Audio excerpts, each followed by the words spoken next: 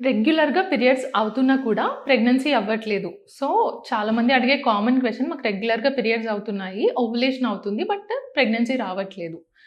నేను మీ doctor Durga fertility consultant 49 fertility centre Tirupati branch.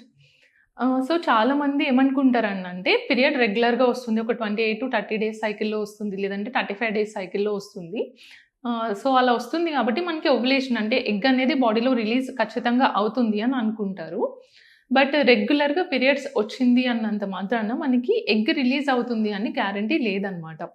So, especially ఇదేంటంటే పీసీఓడీ పేషెంట్స్‌లో మనకి పీరియడ్ అనేది వస్తది. ఒక 35 డేస్‌కో, 45 డేస్‌కో మనకి పీరియడ్ అనేది వస్తుంది. కానీ మనకి లోపల ఎగ్ అనేది రిలీజ్ అవ్వకపోవచ్చు. దీన్ని మనం యాన్యువులేషన్ అంటాం. సో, నాట్ ఓన్లీ పీసీఓడీ చాలా వేరే రీజన్స్ వల్ల కానీ ఎవరైనా ఎన్ఎస్ఏఎడ్స్ అంటే ఏదైనా మెడిసిన్స్ వాడుతున్న పారాసిటమాల్ అలాంటి డ్రగ్స్ ఎక్కువ డోసెస్‌లో డైలీ వాడుతున్నారు అన్నప్పుడు కూడా ఎగ్ రిలీజ్ అవ్వని ఛాన్స్ ఉంటుంది. అండ్ ఎండోమెట్రియోసిస్ ఉన్న పేషెంట్స్‌కి కానీ ఇర్రెగ్యులర్ సైకిల్స్ ఉన్న పేషెంట్స్‌కి, వీళ్ళకి మనకి థైరాయిడ్ సమస్యలు ఉన్న పేషెంట్స్‌కి, ఇలాంటి వాళ్ళకి మనకి యాన్యువులేషన్ అంటే ఎగ్ రిలీజ్ అవ్వని ఛాన్సెస్ ఎక్కువుంటాయన్నమాట బాడీలో. సో, పీరియడ్స్ రెగ్యులర్‌గా వస్తున్నాయి కదా! మనకి ప్రెగ్నెన్సీ వచ్చేస్తది అనుకుంటే అలా అవ్వదండి.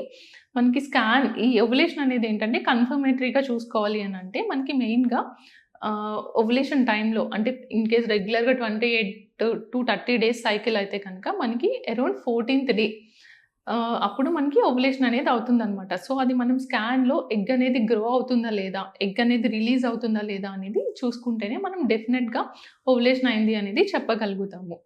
అండ్ ఇంకొక మెథడ్ ఓవ్యులేషన్ డిటెక్ట్ చేయడానికి ఏంటి అనంటే యూరిన్ ఎల్‌హెచ్ కిట్స్ అనమాట.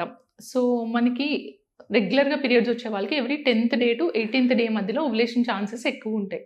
సో, ఈ టైంలో మనం యూరిన్‌కి ఈ ఎల్‌హెచ్ అనే హార్మోన్ మన బాడీలో రైజ్ అయినప్పుడే మనకి ఎగ్ అనేది రిలీజ్ అవుతుందనమాట.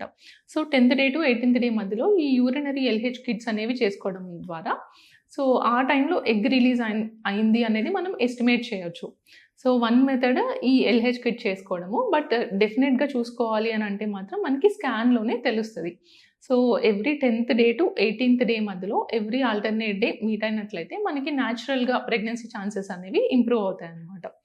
సో, రెగ్యులర్ పీరియడ్స్ వస్తున్నాయి కదా! అని ప్రెగ్నెన్సీ రావట్లేదు అంటే డిలే చేయొద్దు.